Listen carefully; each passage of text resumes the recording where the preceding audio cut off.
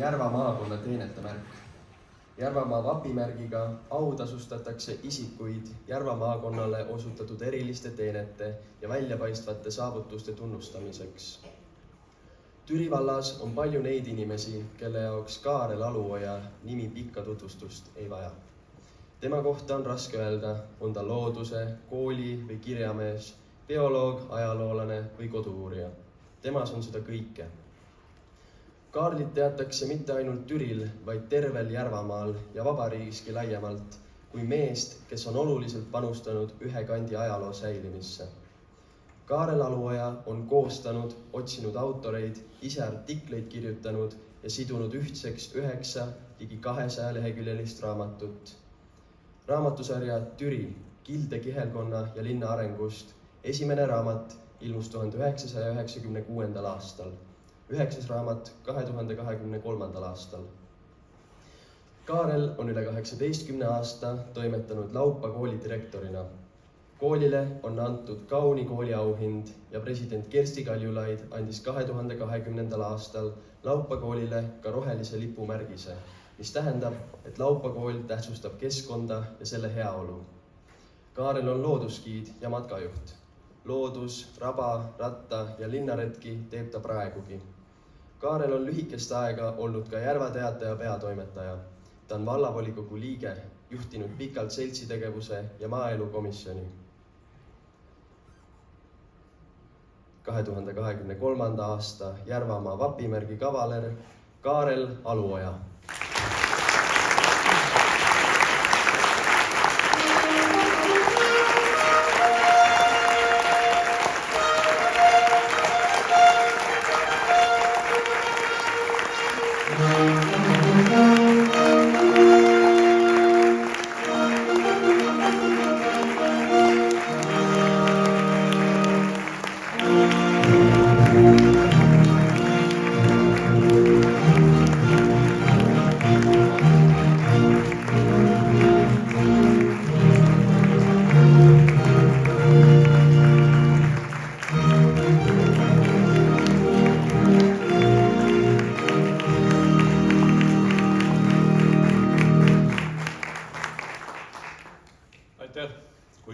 Ma räägin teile loo Laupa koolist, Laupa mõisa koolist.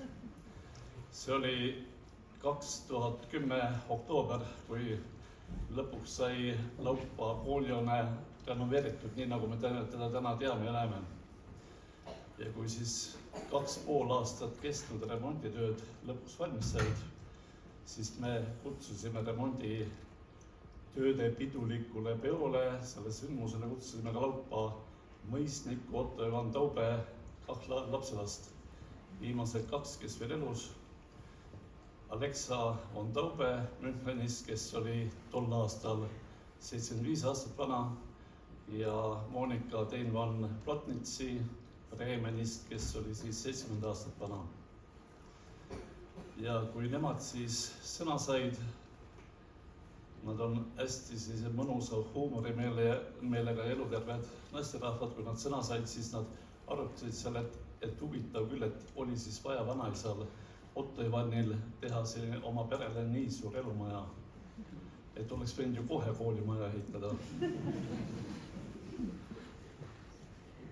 Ja seda, et 1922. aastal Laupa mõisaäärperisse kool pandi, nad pidasid seda väga õigeks teoks ja ühtlasi ka imeks.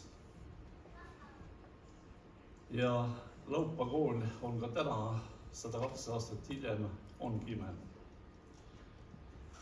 Sest Laupa kool on lapsi täis. Meil käib vahele Saarmas, käib meid vaatamas või on neid mitu, ma ei tea. See oli mõni aasta tagasi, kui meil elas Laupa sillal, oli kobras. Tema sai seal oma paiuoksi ja lapsed vahtsid silla peal. Meil kevadettu ujub luigepaar kooli ees veel, nii nagu mõisale kohane. Ja ei ole ühtki kevadet, kui kosklemad oma väikseid poegi üle kooliõue jõe poole kutsu. Ja kui Eestimaal pole kevad veel saabunud, siis Laupal on kevad käes. sest meil on juba jõe peal sõtkapaarid ja peavad oma pulmamängu. Ja see kõik ongi üks imesõna muinasjutus. Laupa kool on Järvamaal ainuke kool, mis asub külas.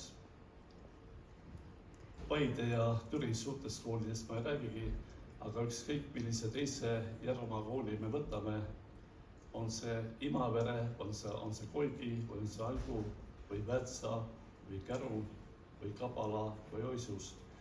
Kõik need koolid paiknevad alevikus, kus on ka suured majad ja palju inimesi. Laupa kool paikneb Hajus külas ja seal õpib üle 100 õpilase. See kõik ongi ime. Ja seda aumärki, Järvamaa apimärki ma täpselt nii võtangi. See on autasu Laupa koolile, Laupa kooliperele, õpilastele, töötajatele ja loomulikult ka lastevanematele. Ja kindlasti on see aumärk mingil määral ka tunnustus haridusvaldkonnale, mis on jällegi ju päevakorral ja väga tähtis ja olulist teema. Aitäh teile, aitäh Laupa koolile, aitäh, kes esitas, aitäh komisjonile, mu tänu teile.